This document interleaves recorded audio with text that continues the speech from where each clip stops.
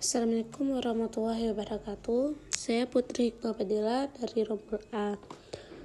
Baiklah, saya akan membahas bagaimana mengelompokkan wilayah kabupaten dan kota di Indonesia berdasarkan jumlah penduduk menggunakan metode Kemen's Clustering. Baiklah teman-teman, tujuan dari analisis ini adalah untuk memahami pola jumlah penduduk antar wilayah. Dengan metode clustering, kita dapat mengelompokkan wilayah berdasarkan kemiripan jumlah penduduk. Hal ini bermanfaat untuk perencanaan kebijakan dan pembangunan. Proses clustering khususnya menggunakan rumus jarak Euclidean. Nah, dalam tugas ini saya memiliki data yang digunakan meliputi nama kabupaten dan kota, jumlah penduduk pada tahun 2020 dan 2021. serta hasil perhitungan jarak dari masing-masing wilayah ke 3 sentroid cluster yang digunakan dalam metode Kemen's. Baiklah, sebelum kita masuk ke langkah-langkah Kemen's, kita akan membahas dulu apa itu Kemen's Clustering. Baik teman-teman, Kemen's Clustering itu adalah algoritma pembelajaran mesin yang digunakan untuk mengelompokkan data ke dalam beberapa cluster.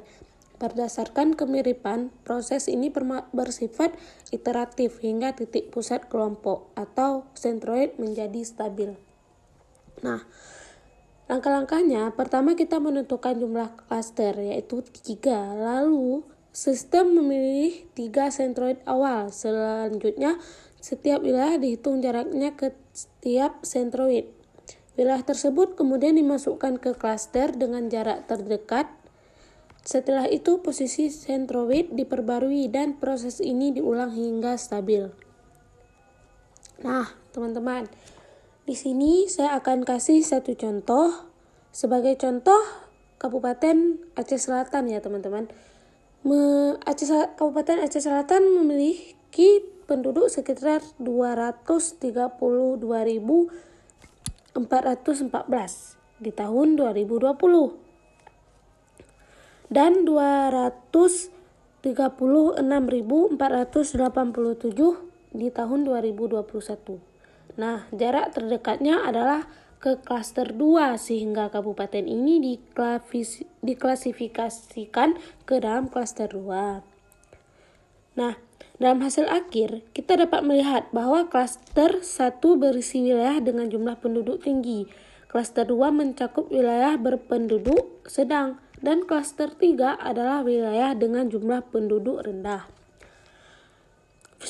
Visualisasi ini menunjukkan sebaran wilayah berdasarkan jumlah penduduk. Setiap titik mewakili satu wilayah dan warnanya menunjukkan klaster masing-masing. Titik X besar menandai posisi sentroid atau pusat dari masing-masing kelompok.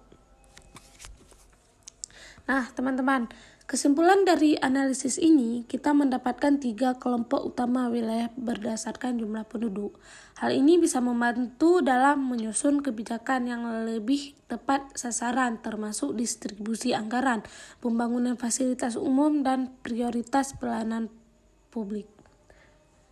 Terima kasih telah menyimak video ini. Semoga penjelasan mengenai metode Kemen's dan penerapannya pada data jumlah penduduk dapat menambah wawasan dan membantu pengambilan keputusan berbasis data ya teman-teman.